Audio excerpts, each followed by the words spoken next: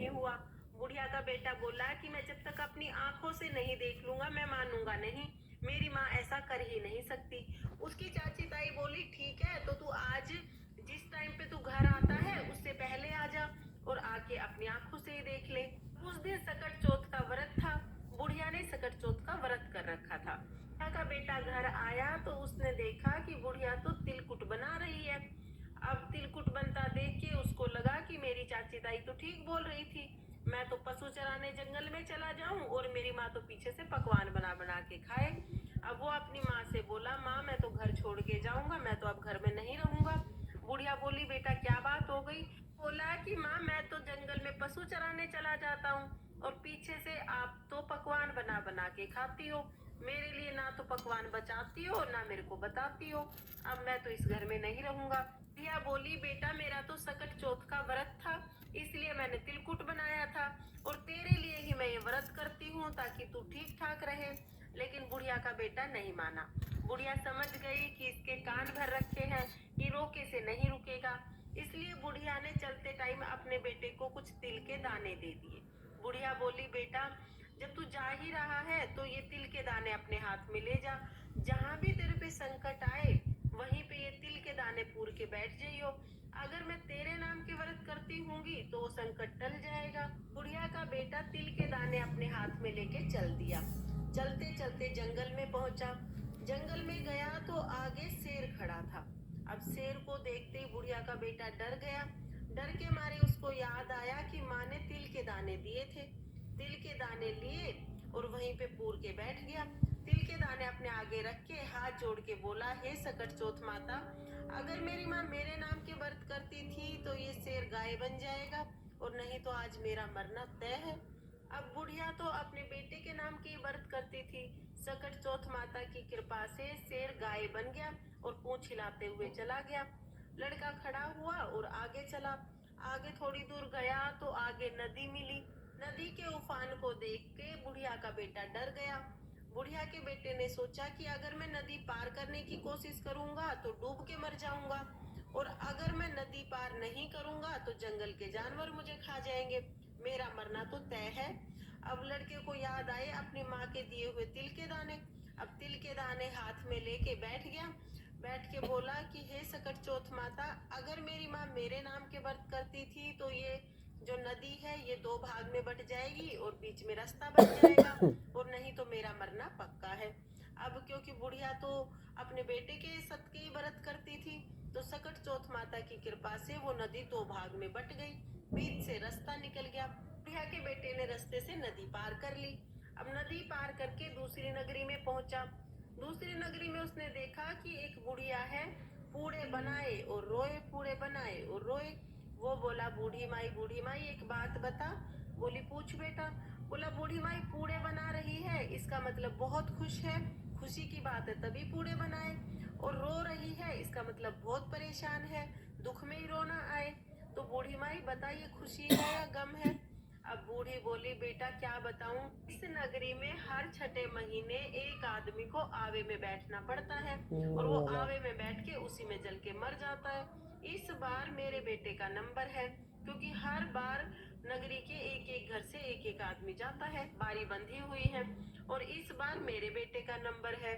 क्योंकि मेरा बेटा कल चला जाएगा तो इसलिए मैं चाहती हूँ कि वो बहुत अच्छा अच्छा खाना खाए, तो उसके लिए पूड़े बना रही हूँ और मेरा बेटा अब कभी वापस नहीं आएगा ये सोच के मैं रो रही हूँ। बूढ़ी माई की बात सुनकर वो बोला, माई तू मुझे ये सारे पूड़े खिला दे, मैं तेरे बेटे की जगह चला जाऊंगा। अब बूढ़ी माई बोली, बेटा पूड़े तो चाहे तू सारे खा ले, लेकिन यूं कौन किसी दूसरे की आई में जावे है। नु बोला, ना माँ मैं चला जाऊंगा, अब जब भी राजा के घर से बुलावा आए मेरे को उठा लेना। बोल ठीक है। पूड़े खा के सो गया। अब रात को राजा के सैनिक बुलाने आए। बुढ़िया अब कभी कुंडी खटकाए कभी बर्तन बजाए, बिराने पूत को कैसे जगाए। बर्तनों की आवाज सुन के लड़का जग गया। अब बुढ़िया का लड़का जग के बोला, माई आ गए? कि हाँ बेटा आ गए। अब बुढ़िया का लड़का तो चला गया जाके और आवे में बैठ गया। आवे में बैठते ही तिल के दाने हाथ में ले लिए। हे सकट चौथ माता, अगर मेरी माँ मेरे नाम के व्रत करती थी तो मैं अग्नि में नहीं जलूंगा और नहीं तो आज मेरा जलना पक्का है। अब बुढ़िया तो अपने बेटे के नाम के व्रत करती थी अगले दिन गली में बच्चे खेल रहे थे। बच्चों की बॉल जाकर आवे पे लग गई तो टन से आवाज आई।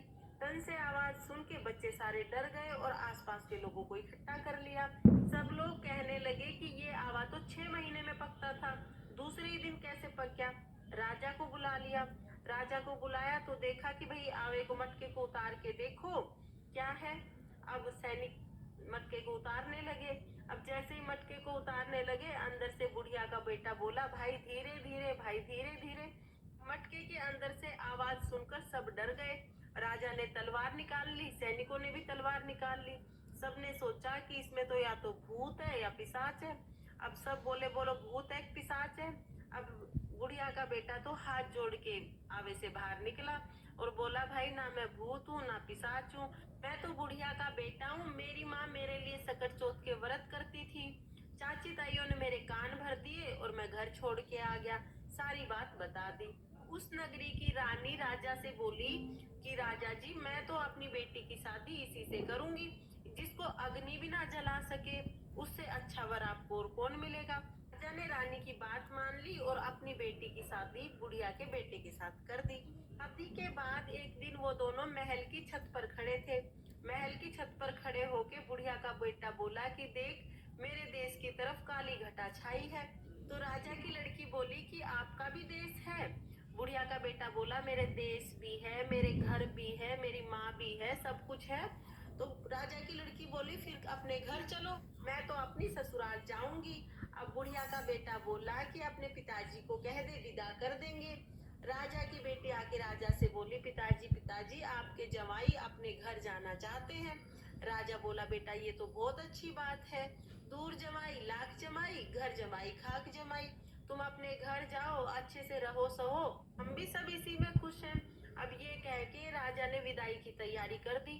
खूब सारा अन्न धन, हाथी घोड़े, खूब धन दौलत दे के अपनी बेटी को विदा किया। अब जब वो दोनों वहां से चल दिए, जब बुढ़िया का बेटा गांव के पास पहुंचा तो उसने सैनिक को कहा कि जाके मेरी माँ को बता दो कि उसके बेटा बहू आ गए।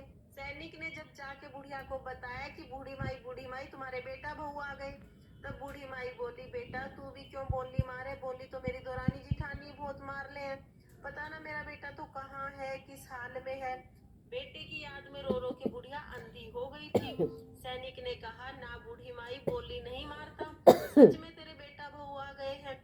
बुढ़िया ने लोहे की आंखें पहन ली। बोली, अगर ये मेरा बेटा होगा तो दूध की धार सीधा इसके मुंह पे लगेगी। अब दूध की धार सीधा जाके उसकी मूंछों पे लगी। ऐसे ही अपने बेटे की आवाज सुनी। सकट चौथ माता की कृपा से बुढ़िया की आंखें भी वापिस आ गई, बुढ़िया को दिखाई देने लग गया। बेटा जाके माँ के गले से लग गया, माँ मेरे को माफ कर दे, मैं चाची ताइयों के बहकावे में आके तेरे को छोड़ के चला गया था। बुढ़िया ने अपने बेटे को माफ कर दिया। बेटे और बहू दोनों को गले से लगा लिया। खूब धूमधाम से अपने बेटे बहू को घर लेके आई। पूरी नगरी में ढिंढोरा पिटवा दिया कि सब महिलाएं अपने बच्चों की रक्षा के लिए सकट चौथ का व्रत करेंगे। हे सकट चौथ माता, जिस तरह आपने बुढ़िया के बेटे की रक्षा की, वैसे ही इस कहानी को कहते सुनते हुकारा भरते सबके बच्चों की रक्षा करना और सब पे अपनी कृपा दृष्टि बनाए रखना। इसके बाद हम एक विनायक महाराज यानी कि गणेश जी की कहानी सुनेंगे। तो गणेश